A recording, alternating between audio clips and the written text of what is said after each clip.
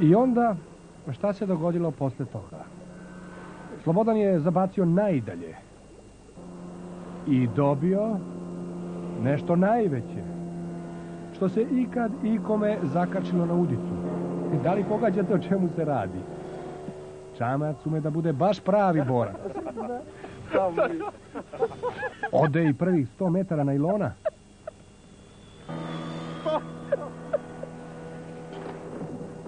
Srećom puče.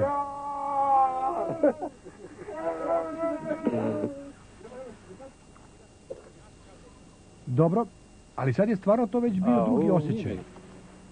A nije som, a nije ni smuć. I nije mnogo težak, ali uporan. Šaran. Da, šaran. Nikako da izađe na površinu. Pravi komad. Baš komad. Čekaj, kako ćemo njega da izvadimo? A uhvatio je twistera kao da mu je zrno kukuruza.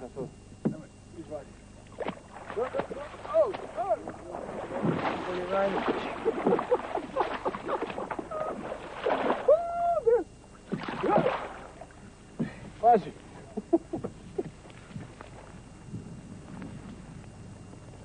Давай. Janina. Čekaj, давай. Da može najteće.